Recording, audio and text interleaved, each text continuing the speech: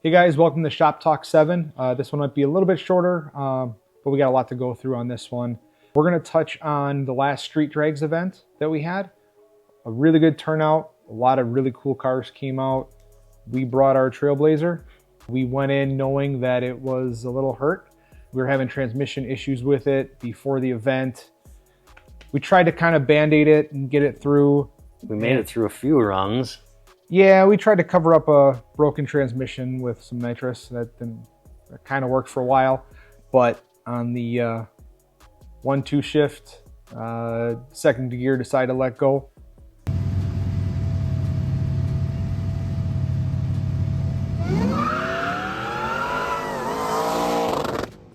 So that wasn't good. No.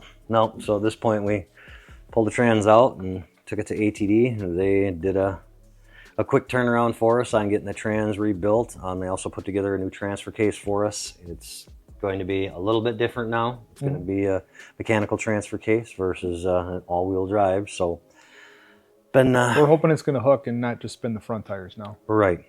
So we're just waiting on some drive shafts from Don's, and we should be in business. Hopefully we're hoping to get it out before the next event, which is on July 22nd, Tuesday. Doesn't give us a whole bunch of time, but we're going to try and see if we can make it happen. Yep. And just to go off of that next event on the 22nd, we are going to be sweetening the pot a little bit. There will be 3 random classes that will be chosen on that evening, and there will be random cash prizes for those 3 classes. So tell them to bring me my money. We're going to go through and just talk about some of the builds that we have going on, as well as, you know, some of the brands that we've gotten promotions. Obviously Race Gas, we've been pushing that one a lot lately, but it is something that has worked very well for us. And just to recap, if you haven't heard about it, it is a fuel additive. There's a chart on the back, but you add X amount of ounces per gallon to raise the octane level of the fuel. It's cheap insurance for guys who are putting superchargers on their car. They can only find 91 octane. Doesn't hurt anything to have a little more protection in there.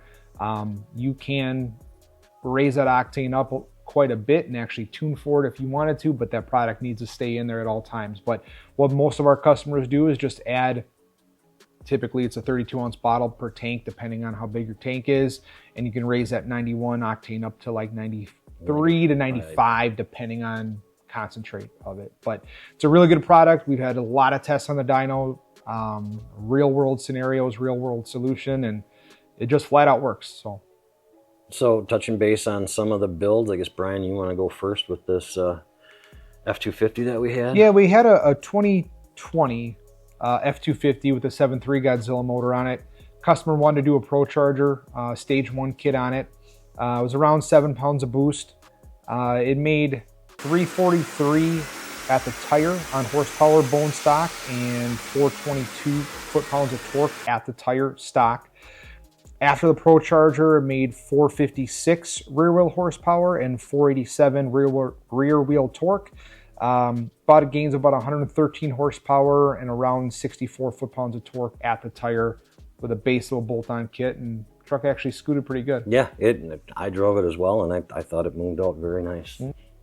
Another project that we just had here recently that we'll touch on is a 78 El Camino. A customer brought us this car after he purchased it and installed a Blueprint small block with a Sniper 2 system on it. He had gotten so far with the installation and then ran into some issues and didn't want to go any further with the install of the Sniper 2 and that wiring. So we took it on, got it here. We did end up having to do a fair amount of other items, just base install items.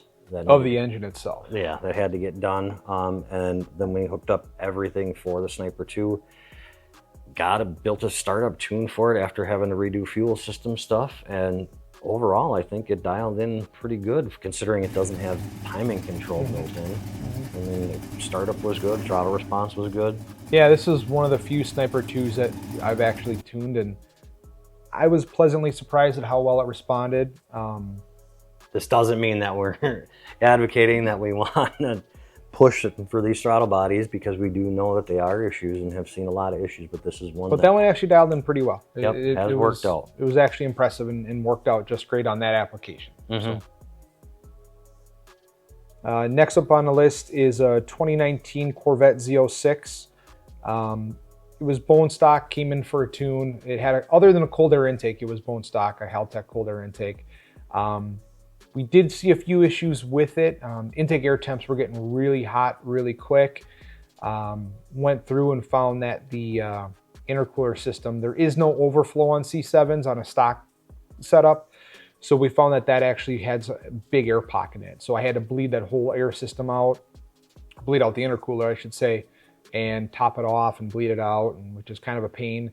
I believe that customer is now adding a Lingenfelter overflow tank that adds 2.5 gallons and basically automatically bleeds out a system on its own. But just in tuning, that car picked up around 27 rear wheel horsepower and about the same on the torque. Just in tuning it, that's baseline to baseline, just tuning, with the intake before and after. So. And again, with this being a track car, the customer did decide they were going to go with that Lingenfelter tank. So the car is actually going to stay here, and we're going to get that tank installed and get everything bled out so that it's ready for them to take out and pound on. Next one we want to talk about is a 57 Chevy that was brought into us. The customer had a RideTech AirPod set up for it, and he had the RideTech shocks in the front already. We went ahead and did an install of the 4-link with the RideTechs in the rear.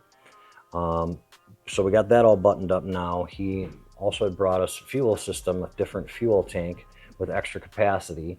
We went ahead and sourced a Deechworks pump for that. A 440 brushless dual speed. Yep. So that we're working on getting that wired in and plumbed in right now, as well as some gauges that the customer supplied. He supplied a bunch of autometer gauges that he wanted retrofit into the existing dash. So we're getting stuff buttoned up on that now. I would anticipate that by the end of this week, it should be ready for fire up and start doing the initial setup for this air ride system. So we'll find out from there if the customer wants us to do anything with the carb tune on the dyno or if he's happy with where it's at. But we should have more on that coming up. Another one that we've got here currently is an SVE Yanko Camaro. It's a 2020. This is one that we've done work on in the past as far as for helping out with some issues that were had with it. This is another thing that we're helping out SVE with as far as warranty. They had a warranty on the fuel pump lifter for the high pressure pump. So they sent everything over as far as the lifter, gaskets, and what have you. We pulled the blower off, went through, replaced everything, have the supercharger back on now. We did an oil change for the customer, and now we just need to drive it, put some miles on it, make sure it's all good to go, and it should be ready for him. And he joked that he got his 25-mile oil change because that's how many miles he put on it in the last year. So hopefully he does more now. Last one we have on the list is another El Camino, another blue El Camino. Chris's, was it a 70? This is an 82, I think. Yeah. Okay. Came in a pretty wild, rowdy, small block Chevy and a 5-speed Tremec. And carbureted, and he wanted to switch over to fuel injection. So we sourced a Holley Terminator X port injection kit, switched over the intake manifold to one that actually had port injection bungs already in it, came with rails. Timing's now going to be controlled through the Holley. Got most of that buttoned up right now as far as the install goes. We also did a 12.3-inch digital Holley dash. That's all set up and wired. The only thing we have left to do is actually run the fuel line.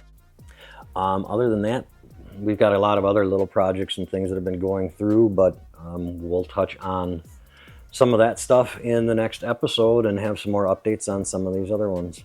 Thanks for watching Shop Talk 7. For more information, go to westbenddyno.com. Give us a call at 262-692-9035 or shoot us an email at techinfo@westbenddyno.com. Thanks.